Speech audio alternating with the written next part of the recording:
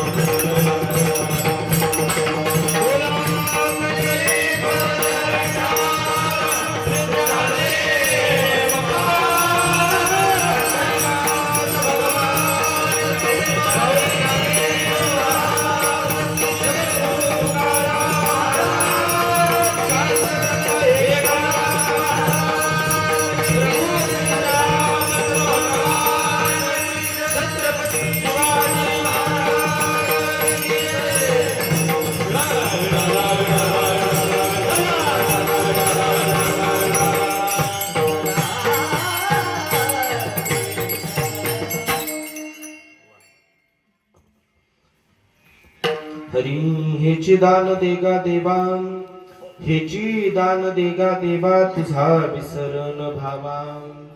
गुण गायीन आवडी, हेची माझी सर्व जोडी. नलगे मुक्ती धन संपदा, नलगे मुक्ती आणि संपदा, संत संग देई सदा.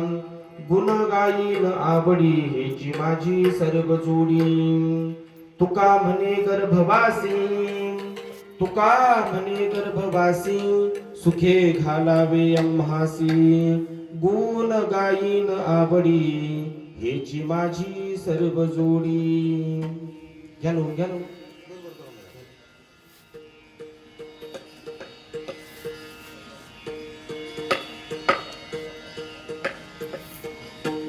योगपीठे तटे भीमरथ्यां, वरं पुण्डरीकाय दातु मुनीन्द्रैः. समागत्य तिष्ठन्तमानन्दकन्दं, परब्रह्मलिङ्गं पांडुरंगाकारो प्रथम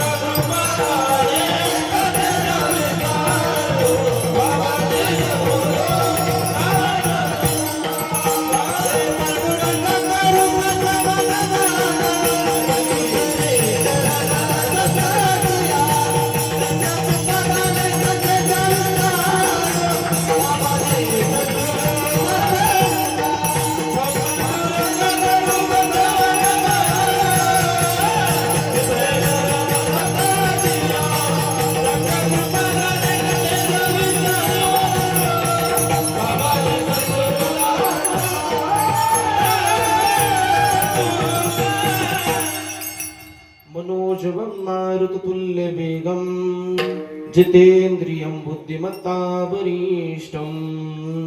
वातात्मजं वानरयूतमुख्यं, श्रीरामदूतं शरणं प्रपद्ये. रामामि तव दास दास म्हणवी, रामामि तव दास दास म्हणवी, माते कशाचे भय. रामामि जाईल ज्या स्थळी सुखगना, होईल तेथे जय. विद्युद्दाम समप्रभा मृगपती, स्कंधस्थिता भीषणा. कन्या भीकर बाल खेट विलस, ध्यस्ताभिरा सेविता. हस्तैश्चक्र गधासि घेट विशिकां, शापं गुणं तर्जनीय. बिभ्राणामनलात्मिकां शशिधरा, दुर्गा त्रिनेत्रां भजे.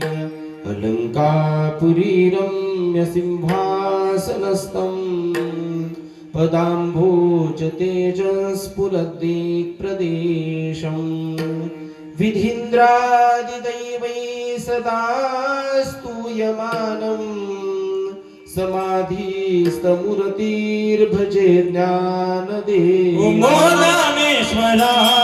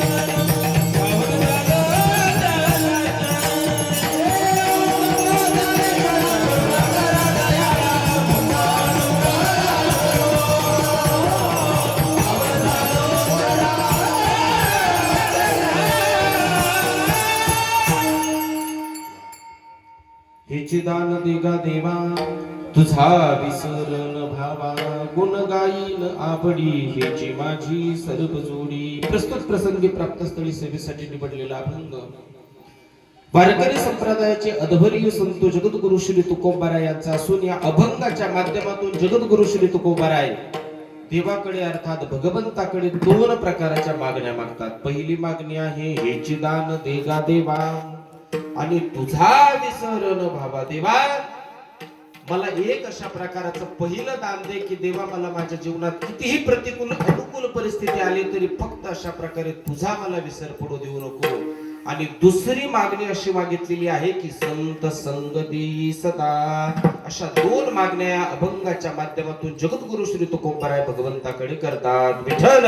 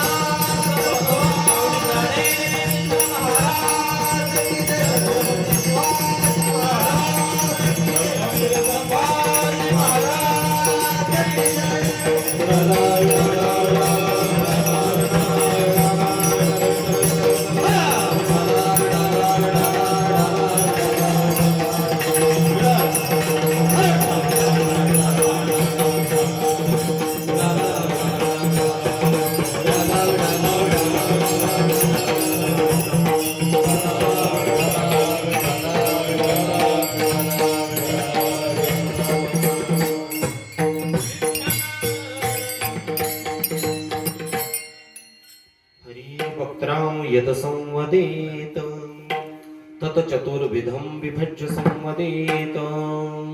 प्रथमं प्रतिज्ञांश्च द्वितीयं उपोद्घातं तृतीयं प्रस्तावनांच चतुर्थकं विशलीकरणं. गायलेला श्लोक श्रुती मातेतला यानी श्रुती माता असं सांगते की एखादा वक्ता समाजाच्या समोर शास्त्राचं धर्माचं उपनिषदाचं वेदाचं अर्थात सकल संतांच्या अभंगावर काही निरूपण करण्यासाठी जर उपस्थित झाला असेल तर त्या वक्त्यासाठी हे नियम घातलेले अशा प्रकारचा श्लोक आहे की त्या वक्त्यानं आपलं सांगणं आपलं बोलणं हे चार वेगवेगळ्या विभागामध्ये विभागावं आणि ते समाजाच्या समोर उद्धृत करावं.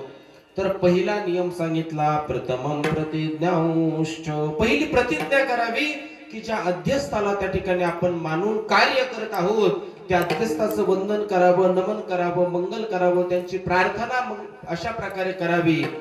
आणि म्हणून आपण पांडुरंगा करू प्रथम नमन. भगवान पंढरदीश परमात्म्याचं, श्री हनुमंतरायाचं, प्रभू श्री रामचंद्राचं आदी करून सकल संतांचं नमन त्या ठिकाणी केलं. आणि दुसरा उपोद्घात सांगितला बाबा द्वितीय उपोद्घातम. दुसरा नियम शास्त्राने सांगितला की वक्त्यानं दुसरा उपोद्घात करावा अर्थात त्याने परिहार त्या ठिकाणी द्यावा. आणि हा परिहार खऱ्या अर्थानं तुमच्या आमच्या जीवासाठी द्यावा लागतो. परिहार देवाला देण्याची गरज नाही, परिहार संताला त्या ठिकाणी देण्याची गरज नाही. परिहार द्यावा लागतो तुमच्या आमच्या जीवासाठी. तुम्ही म्हणाल देवाला का बरं द्यायची गरज नाही. आपण म्हणतो ना हरी सकाळी काकड्यामध्ये न सांगता तुम्हा ते अंतर आणि विश्वी विश्वंभर परिहारची न लगे. त्या देवाला परिहार देण्याची गरज नाही याचं कारण सांगत असताना शास्त्र असं सांगतं की त्या भगवंताला सर्व ज्ञात आहे, सगळं माहिती आहे की आपण काय करू लागलो म्हणून. है की नाही. असा भाव आहे की छोटीशी मुंगी, मुंगीचा पाय छोटासा, तिच्या पायातलं घुंगरू, त्याचा जर नाद झाला, आवाज झाला तर तो भगवंताला त्या ठिकाणी ऐकू जातो. मग आपण तर माऊली साऊंड सिस्टम लावली है की नाही. बरोबर माऊलीच ना, माऊली साऊंड सिस्टम लावली आपण पोखरीवरतून आणली. तीन तीन अशा प्रकाराचं त्या ठिकाणी समोरचे काय म्हणतात त्याला मॉनिटर ठेवले, साऊंड ठेवले, वर तुतारे असतील अजून आजूबाजूला ऐकू जाण्यासाठी. एवढा मोठा सुंदर अशा प्रकाराचा जर आपण आवाज करत असेल मग तो आवाज त्या भगवंतापर्यंत जात नसेल का? अहो एखाद्या वेळेला देवाला जर अशा प्रकाराचा ह्या संवेदना खरंच अशा प्रकारच्या जर जाणवल्या असत्या मनुष्य देहासारख्या, तर आपल्या आवाजानं कदाचित देवाला कानात पोळे घालावं लागले असते.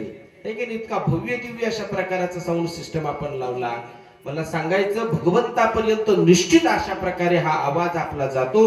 म्हणून देवाला परिहार देण्याची गरज नाही आणि संताला परिहार देण्याची गरज नाही. तुम्ही म्हणाल संताला का देण्याची गरज नाही? कारण देवते संत आणि निमित्त त्या प्रतिमा. हे संत आणि देव काही वेगळे नाही, एका नाण्याच्या दोन बाजू म्हणजे अशा प्रकारे संत आहे. म्हणून आपला अशा प्रकारचा कार्यक्रम हा खऱ्या अर्थानं देवासाठी मुळात नाहीच आहे. कार्यक्रम कोणासाठी? हा कार्यक्रम तुमच्या आमच्यासाठी. म्हणून परिहार सुद्धा कोणाला द्यावा लागेल? हा तुमच्या आमच्यासाठी द्यावा लागेल. म्हणून प्रस्तुत अशा प्रकारचा चालत असलेला आपला अखंड हरिनाम सप्ताह पाहता पाहता मी आता पॉम्पलेट वाचलं आणि नवल अशा प्रकारे वाटलं मला की पाहता पाहता 76 वर्षामध्ये पदार्पण नवे आता उपांत्य सेवा आहे. उद्याच्या दिवशी आपला काला होईल. म्हणजे आपल्या अशा प्रकारे सप्ताहाला उद्या 76 वर्ष पूर्ण होईल. एकदा सगळ्यांनी तुमच्यासाठी जोरदार टाळ्या वाजवा.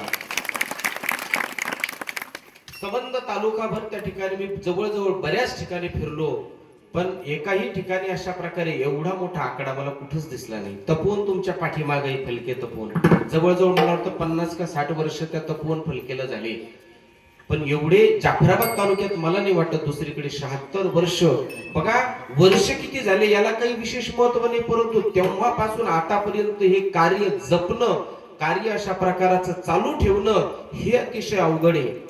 आपण पाहतो ना, वन विभागातले लोक वृक्षारोपण करतात, ते निघून गेले की त्यांच्या पाठीमागे बकऱ्या आल्या की ते बकऱ्या त्या ठिकाणी खुडून टाकतात. अर्थ आहे का त्या वृक्षारोपणाला? काही अजिबात नाही. परंतु 76 वर्षापूर्वी त्या ठिकाणी आपण लावलेलं जे वृक्ष रोपट होतं, त्या रोपटाचं आज अशा प्रकारचं वटवृक्षात रूपांतर झालं. म्हणून ज्या मंडळींनी त्या काळात प्रतिकूल परिस्थितीमध्ये काही नसताना, जुन्या काळात काय होतं महाराज, विठ्ठल महाराज, ज्ञानेश्वर महाराज, तुमचा आमचा जन्म खूप चांगल्या काळात जन्माला आलो आम्ही.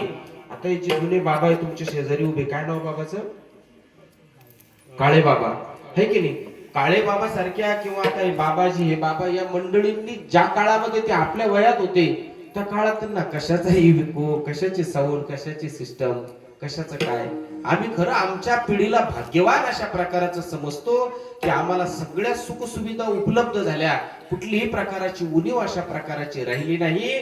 म्हणून त्या काळात अतिशय प्रतिकूल परिस्थितीत हा सप्ताह सगळ्यांनी जपला, कारण टाळ मिळत नव्हते. एकदा भगीरथ बाबांना आमच्या तळेगावला कीर्तनात सांगितलं होतं, कीर्तन करायला आलो म्हणे मी, आणि त्या कीर्तनाला त्या ठिकाणी टाळ नाही, ते काय वाघ्या मुरवळीचा टप असतो त्या टपावर कीर्तन केलं म्हणे, टपावर, है की नाही? अशी भगीरथ बाबांना आपल्या परिसरात रोपटं लावलं महाराज. भगीरथ बाबांना खऱ्या अर्थानं आपल्या परिसरामध्ये परमार्थ त्या ठिकाणी रुजवला, नवे त्या ठिकाणी प्रचार प्रसार करून मोठा केला. नाही तर आपल्याला काय वारकरी संप्रदाय माहिती होता. असो, त्या काळात या मंडळींनी हा सप्ताह सांभाळला, त्यांचे सुद्धा खूप खूप धन्यवाद. या ठिकाणी आज हरिभक्त परायण आमचे माधू आप्पा नागोराव महाराज यांनी मला संपर्क करून तुमच्या संबंध गावकऱ्याच्या वतीनं त्या ठिकाणी मला निमंत्रित केलं आणि तुमच्या सर्वांच्या दर्शनाचा त्या योगे योग आला.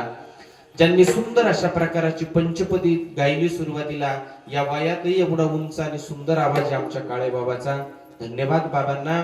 आमचे जीवलग मित्र, सन्मित्र, वेदशास्त्र संपन्न भगवान बाबांच्या छत्रछायेखाली मध्ये जे दोघही अशा प्रकाराचे वाढत आहे, त्यांचे संस्कार त्यांच्या अंगी रुजलेले आहे, असे आमचे हरिभक्तपरायण युवा कीर्तनकार विठ्ठल महाराज असतील, हरिभक्तपरायण गान कोकिळा आमचे ज्ञानेश्वर महाराज आपल्या गावातील भूमिपुत्र आहे. जितका आवाज गोड आहे ज्ञानेश्वर महाराजांचा, तितका त्यांचा स्वभाव सुद्धा त्या ठिकाणी गोड आहे. आपले सगळेच गावातील वारकरी मंडळी, टाळकरी मंडळी, आणि विशेष म्हणजे सगळ्यात अशा प्रकाराच्या कमी वयात 18-20 वर्षाचं वय असेल महाराजांचं. हनुमान महाराज का? हनुमान महाराज, बस. जाऊ दे, हनुमान महाराज बस झालं आपल्याला, आहे की नाही? तेवढंच बस झालं. सुंदर अशा प्रकाराचा त्यांच्या हातामध्ये त्या ठिकाणी शक्ती आहे. त्यांनी सुंदर अशा प्रकाराचे त्या ठिकाणी बोल गिरवले आणि आपल्या सगळ्यांना या कार्यक्रमाचा विशेष आनंद जर देत असतील तर आमच्या हनुमान महाराज त्यांच्यासाठी सुद्धा खूप खूप अशा प्रकारचे धन्यवाद. टाळ्या वाजवायचा त्यांच्यासाठी.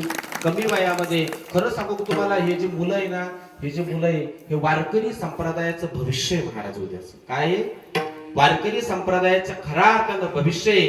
हे आमचे काळेबाबा सारखे यांच्यासारखे जे जुने मंडळी आहे, या जुन्या मंडळींना ज्या वेळेला हे नवीन मुलं ज्या वेळेला टाळ घेऊन त्या ठिकाणी उभे राहतात, तर उभं राहिल्यानंतर यांचं ऊर अशा प्रकारे अभिमानानं भरून येत असेल की आमच्या नंतर आमच्या गावात काहीतरी सप्ताह चालवणारी पिढी निर्माण झाली. म्हणून सगळ्या या तरुण मंडळींना, उपस्थित देवरूप श्रोतू वर्गांना, सगळ्यांना माता मावल्यांना त्या ठिकाणी त्रिवार वंदन करतो. साऊंड सिस्टम वाल्याला वंदन करतो आणि गायलेल्या अभंगाला तासभर त्या ठिकाणी अंतःकरणातला भाव देण्याचा प्रयत्न करतो. विठ्ठल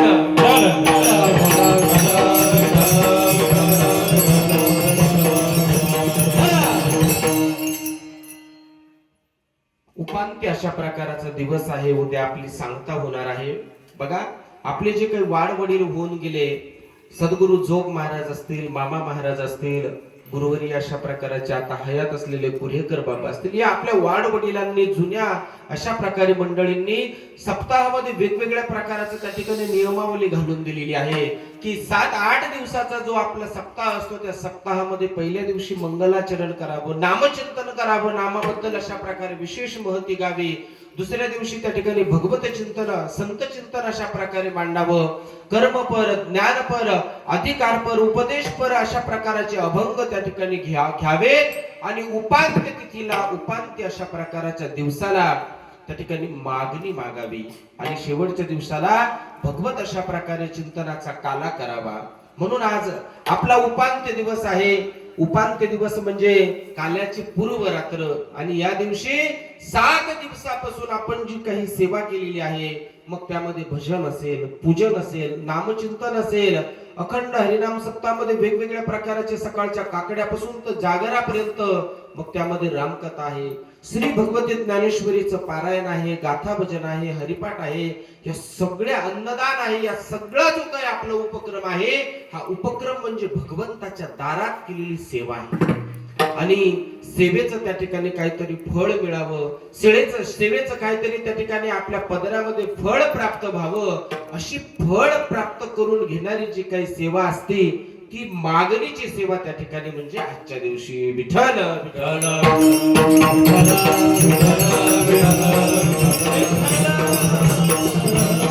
आणि म्हणून मागत असताना सकल संतांनी त्या ठिकाणी काय केलं, आपल्याला एक चाकोरी लावून दिली. बाबा, मागत असताना, भगवंताच्या दारात जात असताना आपण मागावं तर काय मागावं. आता वेगवेगळ्या प्रकारे त्या ठिकाणी वेगवेगळ्या मागणी आहे. तुकोबारायचे अनेक अभंग असे आहे की आपण भगवंताकडे काही मागूच नाही, काही मागितलंच नाही पाहिजे. भगवंताला काही अशा प्रकारे त्या ठिकाणी सेवेचा मोबदलाच घेतला नाही पाहिजे, कारण मोबदला जर घेतला तर आपली सेवा ती संपून जाते. मला सांगा, एखादा व्यक्ती जर एखाद्या व्यक्तीच्या शेतामध्ये दिवसभर काम त्या ठिकाणी त्याने केलं आणि संध्याकाळी जर त्याला पगार दिला, तर पगार दिल्याच्या नंतर मालकाचं त्याचं काही नातं राहतं का? मालकाचा त्याचा काही संबंध राहतो का? अजिबात संबंध राहत नाही. पगार दिल्याच्या नंतर त्याचा विषय तिथे संपून जातो. परंतु तुकोबाराय असं म्हणतात की आम्हाला पगारही नको, परंतु काही ठिकाणी काय मागावं हा एक विषय आहे. बघा, एका ठिकाणी एकदा एका जेलमध्ये त्या ठिकाणी राष्ट्रपती महोदय येणार होते आणि राष्ट्रपती महोदय येणार होते म्हणून सगळ्या कैद्यांना त्या जेलरनं असं सांगितलं की हे बघा, आपल्याकडे उद्या राष्ट्रपती महोदय येणार आहे, आपल्याला काही जर त्यांना मागायचं असेल तर तुम्ही मागू शकता, ते तुमच्या मागण्या मान्य करणार आहे. कोण येणार आहे? राष्ट्रपती. कुठे? जेलमध्ये.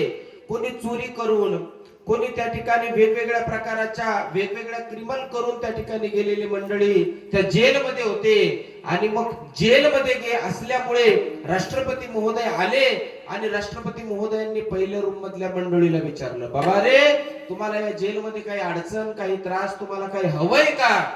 त्यावेळेला त्या ठिकाणी पहिल्या जेलमध्ये असलेल्या 2-4 कैद्यांना यादीच केली. खूप उन्हाळ्याचे दिवस आहे म्हणे, महोदया आम्हाला या ठिकाणी फॅन पाहिजे, एसी पाहिजे, कूलर पाहिजे. त्याची जर व्यवस्था झाली तर खूप चांगलं होईल. त्यांचा पीए सोबतच होता विठ्ठल बाबा. त्यांनी लगेच त्या ठिकाणी सगळं लिहून घेतलं आणि लिहिल्यानंतर लगेच दुसऱ्या दिवशी त्यांना ती गोष्ट पोच केली. दुसऱ्या रूम मध्ये गेले. दुसऱ्या रूम मध्ये गेल्यानंतर ते परत विचारू लागले, तुम्हाला कशाची अडचण आहे का? म्हणे खाली टाकायला नाही, अंगावर घ्यायला नाही, आम्हाला जमिनीवर झोपावं लागतं. लगेच गादीची व्यवस्था केली. तिसऱ्या ठिकाणी गेले. म्हणे इथं अन्न व्यवस्थित देत नाही, आमच्या अन्नाची व्यवस्था करा. त्यांना चांगला 5 स्टार हॉटेलमध्ये असलेला चांगला आचार्य बोलवला. सगळ्या गोष्टी त्या ठिकाणी त्यांना पुरवल्या. शब्द दिला होता राष्ट्रपती महोदयांनी की तुम्हाला जे लागेल ते मिळेल. आणि शेवटच्या रूम मध्ये गेला. तो कैदी थोडा हुशार होता. तो कैदी हुशार होता आणि त्या कैद्यानं त्या ठिकाणी एक सुंदर अशा प्रकारचं एक अर्ज लिहिला. त्या अर्जामध्ये त्या अर्जदाराचं नाव लिहिलं, विषय लिहिला, खाली महोदया म्हणून सगळ्या प्रकारचा आशय त्यामध्ये लिहिला. आणि त्याने त्याच्यात विषय असा टाकला की मी खून करून आलेलो आहे, माझी अमुक अमुक तारखेला त्या ठिकाणी फाशी सुनावलेली आहे, मला तेवढी फाशी त्या ठिकाणी तुम्ही काय करा, माफ करा. राष्ट्रपतीला एक अधिकार आपल्या संविधानाने दिलेला आहे. दयेचा अर्ज जर राष्ट्रपतीकडे गेला, त्या अर्जावर राष्ट्रपतीने जर सिग्नेचर केली, सही केली, तर सही केल्यानंतर त्या राष्ट्रपतीने दिलेल्या सहीच्या त्या ठिकाणी बळावरती, त्याच्या अधिकारावरती त्याची फाशी माफ होते. हा संविधानानं डॉक्टर बाबासाहेब आंबेडकरांनी राष्ट्रपतीला दिलेला अधिकार आहे. आता मला सांगा, राष्ट्रपती महोदयाजवळ तो अर्ज आला, राष्ट्रपती महोदयांनी त्याच्यावर सही सुद्धा केली आणि त्याची फाशी सुद्धा माफ झाली. मला सांगायचं हे आहे की साक्षात अशा प्रकारे त्या ठिकाणी राष्ट्रपती आपल्या समोर उभे, ते वाटेल ते तुम्हाला आम्हाला देण्यासाठी तयार आहे. आणि आपण आपली झोळी घेऊन त्यांच्या पुढे काय मागू लागलो? हे की नाही, कोणी फॅन मागतं, तर कोणी झोपायला वळकटी मागतं, तर कोणी खायसाठी अन्न मागतं. परंतु दयेचा अर्ज करून कायमची त्या ठिकाणी ते एका कैद्यानं काय करून घेतली, मुक्तता त्या ठिकाणी केली. याला अशा प्रकारचं उत्तम मागणी आणि उचित मागणी म्हणतात. विठ्ठल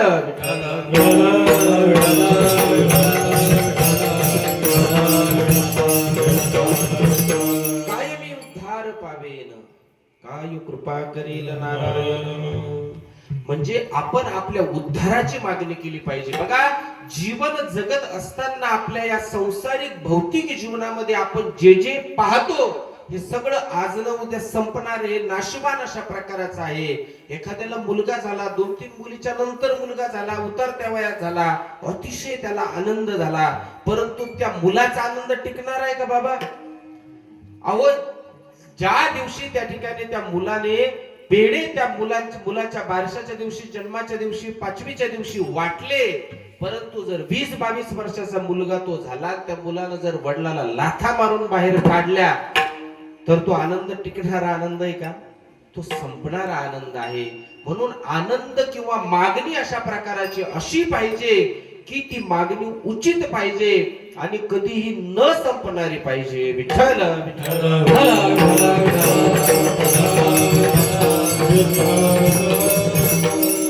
तुमची आमची जी मागणी आहे, तुमच्या आमच्या अंतःकरणातल्या ज्या इच्छा आहेत, त्या इच्छा सज्जनाहो देव आणि संत ह्याच पूर्ण करू शकतात. बाकी समाज तुमच्या आमच्या इच्छा पूर्ण करत नाही.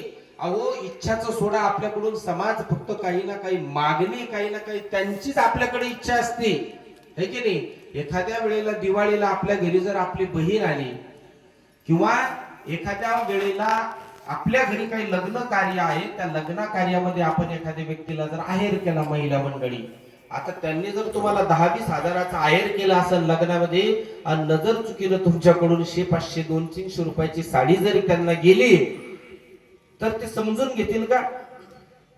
तेच सोडून द्या, तुम्ही समजून घेसाल का की चला बाबा लग्नाचा विषय, लग्नामध्ये होत असतं, आपण थोडस कानामागे टाकू. हो करसाल का तुम्ही तसं?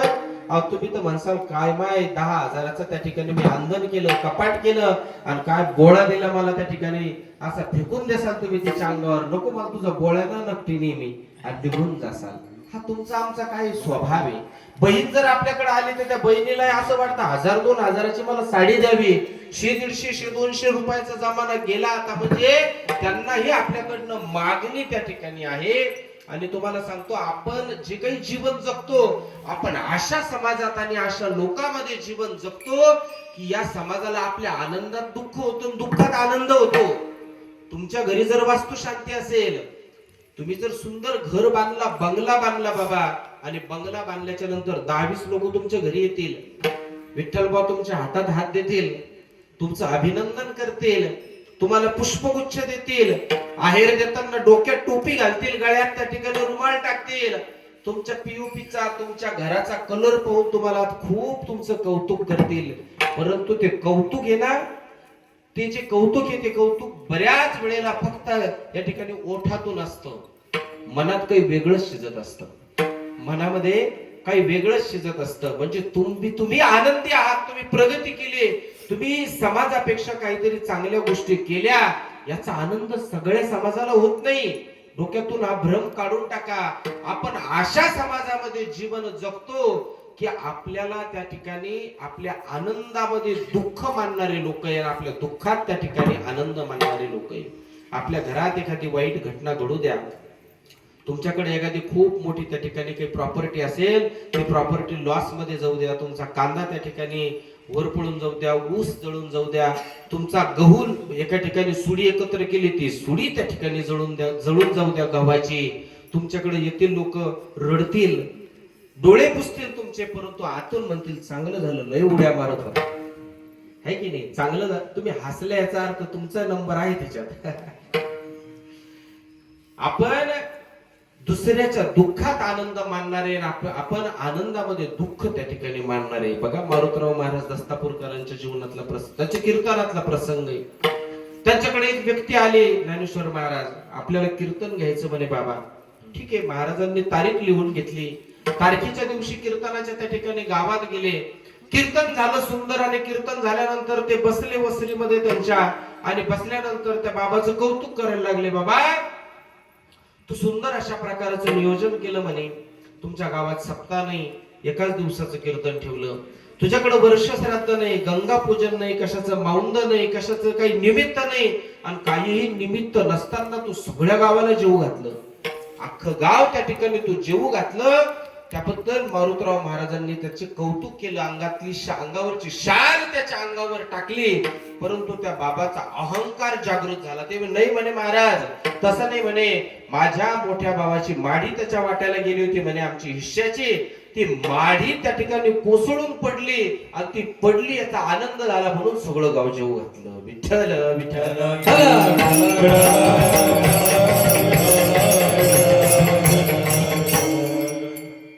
जर सख्या भावाच्या घरामध्ये जर त्या ठिकाणी असे प्रसंग घडल्यावर आपण आनंदित होत असेल, तर आपण परीक्षा करा, आपला परमार्थ कुठं चालला, आपलं ज्ञान कुठं चाललं, आपली विचारशैली कुठं चालली. चुलत भावानं ट्रॅक्टर घेतलं, फटाकडे त्या ठिकाणी वाजले, सुतळी बॉम्ब त्या ट्रॅक्टराच्या समोर फोडला, आणि सुतळी बॉम्ब फोडला, आणि सुतळी बॉम्ब फोडल्यानंतर इकडे चुलत भावाच्या पोटात गोळा उठला. दवाखान्यात नेलं, सोनोग्राफी केलं, सगळं त्या ठिकाणी केलं, त्याचा पोटच बरं व्हायला तयार नाही. त्यावेळेला डॉक्टरने विचारलं, बाबा कशामुळे झालं हे?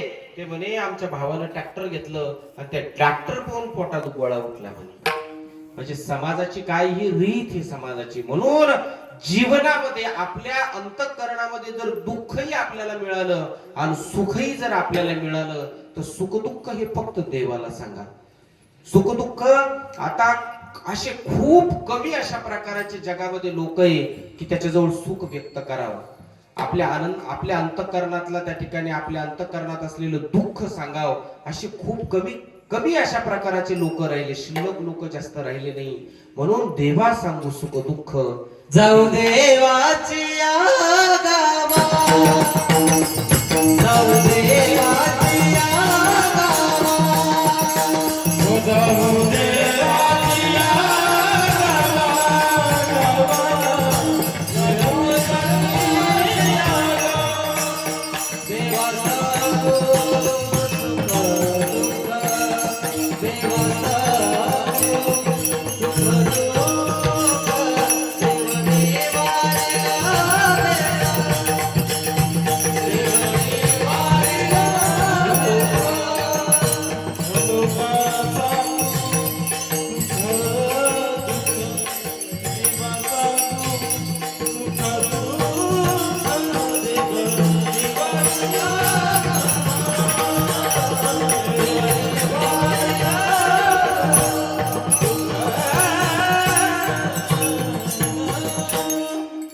जगद्गुरु तुकोबारायांनी देवासोबत संवाद केला. महाराज देवासोबत त्या ठिकाणी संवाद केला. बघा, अभंग आशा कोटीचा आहे हा, की आपण भगवंताच्या प्रत्यक्ष दारात उभे सेवा केल्यानंतर आपली त्या ठिकाणी भगवंतही पात्र घेऊन उभे आणि आपणही झुळी घेऊन त्या ठिकाणी उभा आहे. परंतु फरक इतकाच आहे की आपल्याला मागत असताना माऊली ज्ञानोबारायाकडे पाहायचंय, आपल्याला मागत असताना संत नामदेव महाराजांकडे, जगद्गुरु तुकोबारायाकडे, नाथ महाराजांकडे पाहायचंय की त्यांनी काय मागितलं आणि आपण काय त्या ठिकाणी मागितलं. बघा, एकेकाळचा प्रसंग आहे, शांतीब्रह्म कुरेखर बाबांच्या मुखातून ऐकलेला प्रसंग, सुंदर प्रसंग आहे. जगद्गुरु श्री तुकोबारायांचे वडील ओलोबा आणि कनकाई माता, त्यांना पंढरपूरची त्या ठिकाणी वारी करायची. मग त्या ठिकाणी जगद्गुरु तुकोबारायांच्या वडिलांनी ओलोबाने पूर्ण अशा प्रकारची तयारी केली. आता उद्या आपल्याला निघायचं म्हणून पडशी बांधून ठेवली, पताका घेतला, आपली जी जी सामग्री होती ती सगळी सामग्री तयार करून घेतली आणि दुसऱ्या दिवशी त्या ठिकाणी आवाज दिला, कनकाबाई मी चाललो पंढरपूरला. कनकाबाई शिदुरी घेऊन बाहेर त्या ठिकाणी घरातून आल्या, परंतु वाटी लावत असताना चेहरा कनकाईचा पडलेला होता, चेहरा अशा प्रकारे सुकलेला होता, खाली पाहिलेलं होतं. त्यावेळेला बोलोबा म्हणते, कनकाबाई अगं मी आता 15 दिवस 20 दिवस महिनाभर त्या ठिकाणी पंढरपूरच्या दिशेला चाललो आणि असं वाटी जाताना वाटी लावताना थोडा फ्रेश चेहरा ठेवा, जरा आनंदी चेहरा ठेवा, मला त्या ठिकाणी 15-20 दिवस जायचंय, तर तुमचा हसत असलेला हसरा चेहरा पाहून त्या ठिकाणी मी प्रवास करेल. तुम्ही जर असं तोंड पाडून मला जर वाटी लावलं तर माझं मन तिथे लागणार नाही. बघा, काही महिला मंडळी किंवा पुरुष मंडळी अशा असतात की सदा त्यांच्या चेहऱ्याकडे पहा गौरी सारखंच तोंड. कीर्तनात आले तरी ते 12 वाजलेले, मौतीत गेले तरी तिथं, एखाद्याच्या कार्यक्रमाला गेले तरी सुद्धा तिथे. आणि काही काही लोकांचे चेहरे पहा महाराज तुम्ही, दर्शने प्रशस्ती पुण्य पुरुष. अहो, एखाद्या व्यक्तीचा, एखादा महात्म्याचा जर चेहरा पाहिला तर आपण काही दुःखात असेल, आपण काही रागात असेल, काही क्लेशात असेल, काही भांडण करून गेले असेल, परंतु असा महात्म्याचा चेहरा पाहिला की आपलंही मन त्या ठिकाणी प्रफुल्लित होतं. म्हणून कनकाबाईला त्या ठिकाणी उपदेश करू लागले, ते असं तोंड पाडून नका बसू, थोडं हसा, हसून बोला, तुमची काय इच्छा आहे सांगा मला, तुमचं म्हणणं आहे का की मी पंढरपूरला जाऊ नये. कनकाबाई म्हणतात, नाही बाबा तसं काही नाही, तुमच्या परमार्थात मी आड येणार नाही, तुम्ही खुशाल त्या ठिकाणी परमार्थ करा. म्हणे मग तोंड का पडलं. म्हणे मला असं वाटतं की धनी मला हे दाखवा ना विठुरायाची पंढरी, मला असं वाटतं की तुम्ही काय करा, मला पण पंढरपूरला घेऊन जा. त्यावेळेला त्या ठिकाणी आता बोललो, मला असं वाटलं की बाबा हे जर सोबत घेऊन गेले, आता महिला मंडळी जर जोडीनं ते त्या ठिकाणी आपण पंढरपूरला वारीमध्ये गेलो तर तिकडे गेल्यानंतर याचं कीर्तन ऐकू नका, त्याचं कीर्तन ऐकू नका, हे करू नका, ते करू नका, परमार्थाला बाधा निर्माण होईल असं अंतःकरणात मनातल्या मनात बोलायला लागले. यांना घेऊन महिला मंडळी जर पंढरपूरला आल्या, त्याच्या डोक्यात एकच असतं ज्ञानेश्वर महाराज, काय बाबा की बाबा झिंगीला जगा घ्यायचा, पेंटीला फुगा घ्यायचा, याला कुंकू आणायचं, तिला प्रसाद घ्यायचा. अहो, पंढरपूरला आपण जर गेलो ना तर तुम्हाला सांगतो मी, अजिबात अहो इकडे जगे भेटत नाही का, इकडं कुंकू भेटत नाही का, सगळं इकडे भेटतं, तिथं फक्त आपण जायचं. आता बरेच मंडळी आम्ही पाहतो ज्यांच्या घरात 2-2, 4-4 फोटो आहे, ते सुद्धा 10-10 फोटो तीर्थयात्रेला गेले की घेऊन येते. आता आम्ही जाफराबादला एका घरी पाहिलं बाबा, संडास बाथरूम, टॉयलेट बाथरूमच्या मधात, त्या स्लॅबच्या मधात ती जी जागा राहते 2-3 फुटाची रिकामी, कमीत कमी 150 फोटो तिथं टाकेल होते टॉयलेट बाथरूमच्या. म्हणलं बाबा हे फोटो कोण टाकले. म्हणे आमचे घरचे गेले, म्हणे आता 4 धामला आणि प्रत्येक ठिकाणावरून 1-1, 2-2 फोटो जमा करून आणले. म्हटलं मग लावले कोण नाही. म्हणे जर लावले असते तर ते मंदिरच वाटलं असतं म्हणे, आणि लावणार कुठं, कोणत्या कोणत्या भीतीला कोणकोणता देव ठेवणार म्हणे. अहो त्याच्यामध्ये अशी क्रमच नाहीये, कोणत्या देव्या आहे, कोणते संत आहे, ते या बैलच माहित नाही म्हणे की त्यांनी आणले कोणते कोणते म्हणून. यांनी घेतले म्हणून आम्ही घेतले, यांनी घेतले म्हणून आम्ही घेतले, आणि त्याची जागा टॉयलेट बाथरूमच्या स्लॅबवर टाकली. त्यांना म्हटलं ते खाली काढा, त्याला व्यवस्थित एखाद्या कपड्यात बांधा, पूजा करा आणि जाऊ द्या तिकडे धरणामध्ये नेऊन सोडून द्या. म्हणजे फोटो आणणं, जगे आणणं, फुगे आणणं, ह्या गोष्टी पंढरपूर सारख्या ठिकाणावर गेल्यावर करू नये. तिथं जर जायचं असेल तर तिथं जाऊन तुम्ही ग्रंथ आणा. भगवान पंढरदेश परमात्म्याचं दर्शन जर झालंच तुमचं वारीच्या काळात तर आपल्या नेत्रामध्ये त्या भगवंताला साठवा आणि वर्षभर त्याची मानस पूजा करा. भगवंताचं रूप त्या ठिकाणी घेऊन या. ही खरी वारी आहे. विठ्ठल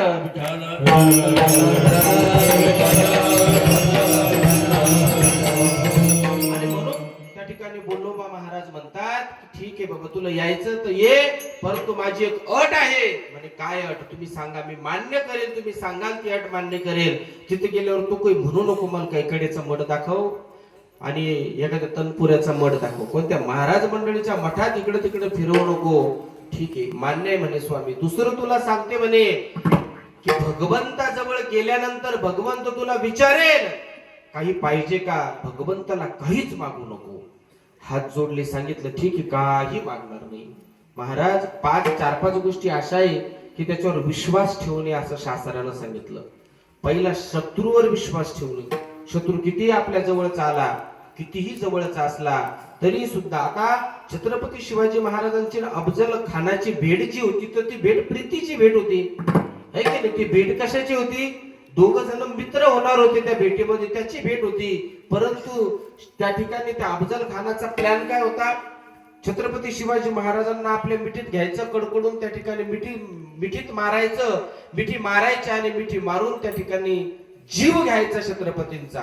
परंतु छत्रपती होते महाराज. त्यांना माहिती होतं शत्रूवर विश्वास ठेवायला चालणार नाही. वाघनग सोबत घेऊन गेले, कोथळा त्या ठिकाणी अफजल खानाचा काढला.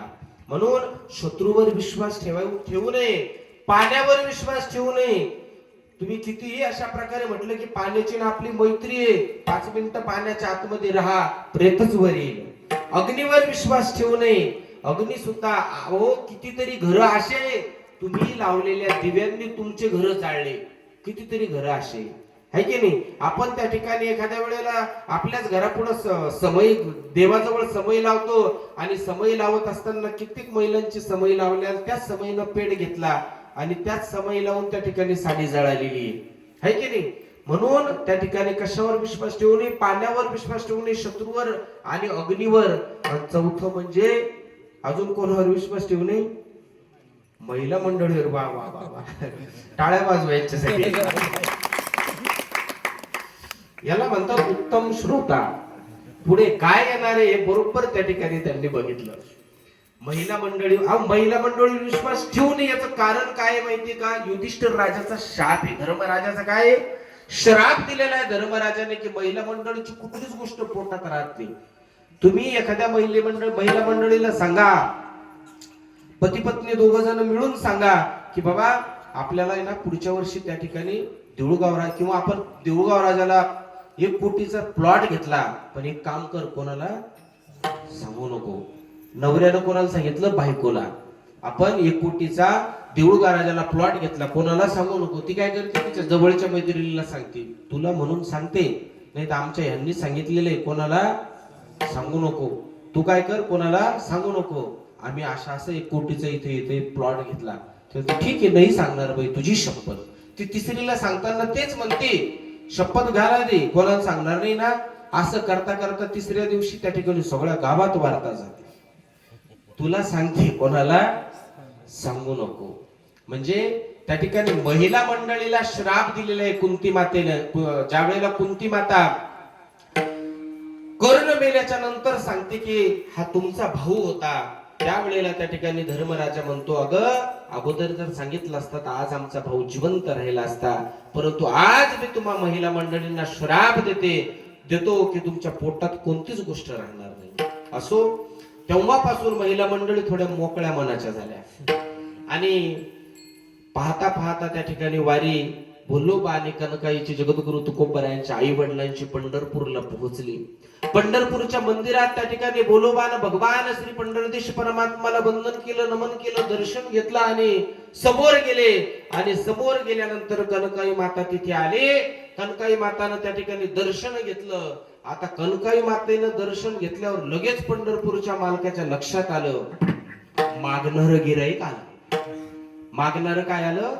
गिराईक त्या ठिकाणी आलं. महिला मंडळीचा स्वभाव असा आहे, छटाकभर चुमुट भरच, छटाकही नाही, छटाक घेऊन जातील, चुमुट भर देवाजवळ ठेवतील आणि सगळ्या घराचं भलं मागून घेतील. आम्हाला नित्य त्या ठिकाणी अनुभव आहे बरं का नागोराव महाराज. आमच्या पंचांगावर 1 रुपया ठेवते विठ्ठल बाबा. किती रुपये? 1 रुपया. महिला मंडळी, पुरुष मंडळी थोडीशी दानशूर असते, पण महिला मंडळी 1 रुपया ठेवते आणि 100 लोकांचं विचारून घेते. याचं गुरु कितवा, त्याचा शनी संपला का, त्याचं हे किती, त्याचं ते किती, सगळं गावाचं त्या ठिकाणी विचारून घेते. तसं छटाकभर त्या ठिकाणी चिमूटभर साखर ठेवतील आणि सगळं भलं त्या ठिकाणी भगवंताला मागून घेतील. परंतु कनकाई माता उभी आहे. कनकाई माता उभी आहे आणि भगवंत विचारू लागले की कनकाई, तुम्हाला कशाची आवश्यकता आहे का, गरज आहे का? त्यावेळेला त्या ठिकाणी कनकाई माता गहिवरल्या. अंतकरण सद्गतीत झालं, कारण नवऱ्याला त्या ठिकाणी बोलोबाला शब्द दिला होता की काही मागायचं नाही. त्यावेळेला कनकाई माता म्हणते, देवा मी तर ऐकलं होतं काकड्यात न सांगता तुम्हा फळ येते अंतर.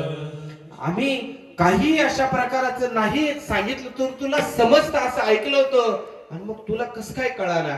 त्यावेळेला त्या ठिकाणी महाराज म्हणते, बाबा देव म्हणतो, बाबा आई मला काही अशा प्रकाराचं जरी कळालं तरी तुम्ही मागितल्याशिवाय मला काही गोष्टी देता येत नाही. त्यावेळेला त्या ठिकाणी आपल्या पोटावरतून कनकाई मातेनं हात फिरवला, पोट पाणी पिकू दे म्हणे देवा, तेही माझ्यासाठी नाही तर तुझी वारी अखंडित चालावी याच्यासाठी. तथास्तु म्हटले त्या ठिकाणी भगवंत, आणि तथास्तु म्हटल्यानंतर समोर कनकाई माता निघून गेल्या. ज्या वेळेला बोलोबानं विचारलं, कनकाई काही मागितलं का देवाला? म्हणे काहीच नाही मागितलं. म्हणे मग एवढा वेळ कस काय झाला? त्यावेळेला कनकाई माता म्हणते, म्हटले काहीच नाही, फक्त देवानं विचारलं कशाची कमी आहे का? मी कमी तेवढं सांगितलं म्हणे, बाकी काही सांगितलं नाही. आणि त्यावेळेला त्या ठिकाणी जगद्गुरु तुकोबराय असं सांगू लागले की बाबा देवा, तू ज्या वेळेला आम्हाला काही माग म्हणतो, परंतु तू माझ्या आईला काय केलं? फसवलं म्हणे. आमच्या आईला त्या ठिकाणी भुली पाडली की काहीतरी मागण्यासाठी भाग पाडलं, परंतु मी अशा प्रकाराचा आहे की मला काहीही नको, मला काही मागणे हे काही मागणे हे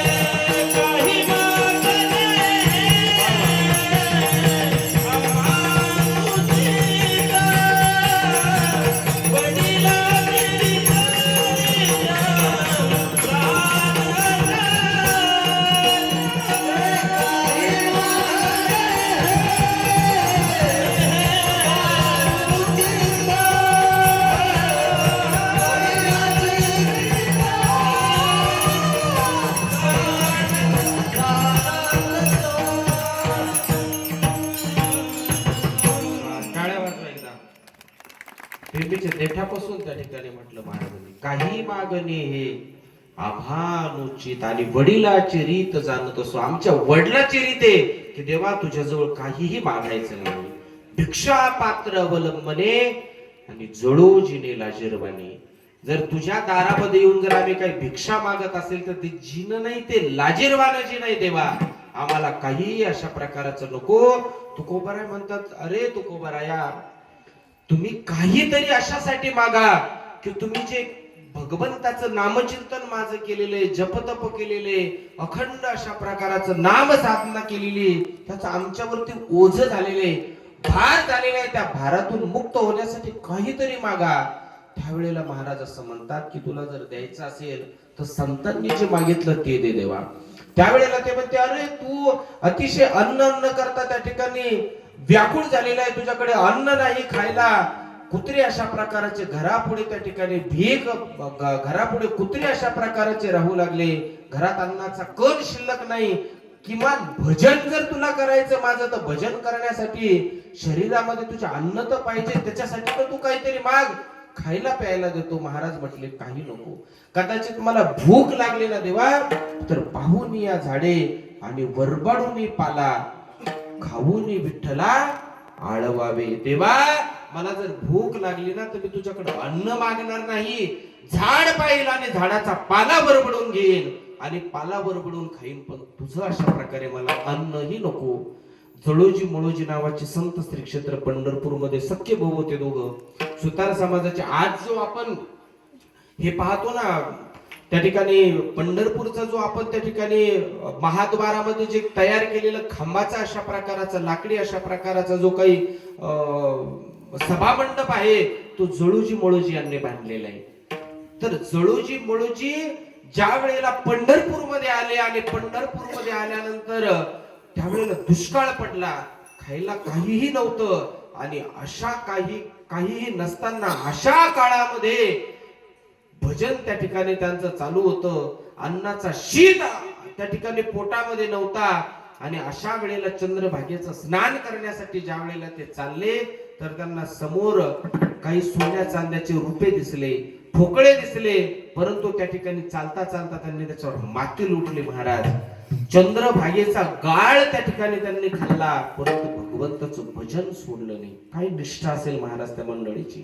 बघा, देह जावो अथवा राहो, पांडुरंगी दृढ भावो, किंवा एक विध आम्ही न धरू पालट आणि न सांडो ही वाट सापडली. देवा आमच्या जीवनामध्ये आमचं जर जीवन संपलं तरी सुद्धा त्या ठिकाणी तुझं भजन आम्ही सोडणार नाही, परंतु तुझ्याकडून तुझं भजन गाण्यासाठी तुझ्याकडे हात सुद्धा पसरवणार नाही. बघा, छिन्नम छिन्न एक अशा प्रकाराचं सुभाषित अशा प्रकाराचं आहे,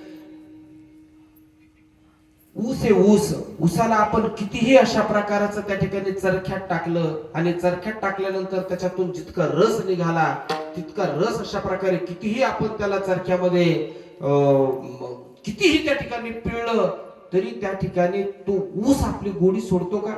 त्याचा स्वभाव सोडतो का? तो त्याच्यातली गोडी थोडी सुद्धा कमी त्या ठिकाणी होत नाही. तद्वतच चंदनाला कितीही तुम्ही घासा, चंदन सुद्धा सुगंध दिल्याशिवाय राहत नाही. आणि सोनं सुवर्ण, सोन्याला त्या ठिकाणी कितीही घासा, तो सुद्धा चकाकी दिल्याशिवाय सोडत नाही. घुष्टम घुष्टम पुनरपि पुनश्चंदनम चारुगंधम छिन्नम छिन्नम पुनरपि पुनस्वादु चैवेक्षु कांडनम दग्धम दग्धम पुनरपि पुनः कांचनम कांतवर्णम. तद्वतच प्राणांतेपि प्रकृतीर विकृतीर जायते नोत्तमानम. अरे देह गेला तर चालतो, जीव गेला तर चालतो देवा, परंतु तुझं त्या ठिकाणी भजन आम्ही सोडणार नाही. बघा, संत एकनाथ महाराजांचे पूर्वज भानुदास महाराज असं सांगतात की जव हे आकाश वर पडो पाहे, ब्रह्मा गोळ भंगा जाये, वड वानळ त्रिभुवन खाये, तरी मी तुझीच वाट पाहे गा विठोबा. न करी अनिकाचा पांगेला दास तुझाच मी अंकिला. देवा माझ्या जीवनात कितीही प्रतिकूल परिस्थिती येऊ दे, पण तरी सुद्धा त्या ठिकाणी तुझं भजन मी सोडणार नाही.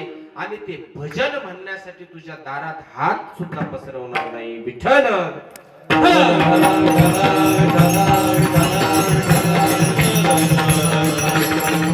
भगवंत म्हणू लागले तुकोबाराय, जर तुम्हाला अन्न लागत नसेल तर मान घ्या, सन्मान घ्या. मानपानासाठी सन्मानासाठी हपापलेलं जग आता.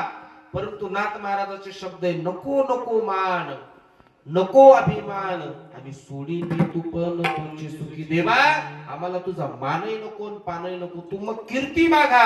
या जगामध्ये कीर्ती अशा प्रकारची तुमची व्हायला पाहिजे. त्या ठिकाणी भगवंत तुकोबराय म्हणतात, आम्हाला कीर्तीही नको. मी माझी उरोने दी कीर्ती, हे दान श्रीपती मज द्यावे. बघा काय महाराज संतांची त्या ठिकाणी अवस्था असेल, लक्षात घ्या. आपल्या जवळ जर त्या ठिकाणी भगवंत असा जर उभा राहिला तर आपण सगळ्यात पहिले म्हणू की मला माझ्या जीवनामध्ये मला असं एखादा काही वस्तू दे परिसासारखी, की लगेच अशा प्रकारे ती एखाद्या लोखंडाला लावली की त्याचं सोनं सोनं तर ते भाव झाला आता. काय भाव आहे सोन्याचा आता विठ्ठल महाराज? कोणालाच माहित नाही सध्या. ते रोज बदलत राहतो भाव, त्याच्यामुळे काही फिक्स काही हेच नाही त्याचा. मिळालंच. आपण भगवंताजवळ उभं राहिलो तर भगवंतानं जर विचारलं काय लागतं तर आपण सोनं नाही मागणार. सोनं मागितलं काय होईल? तितकंच भेटन सोनं जे भेटायचं ते.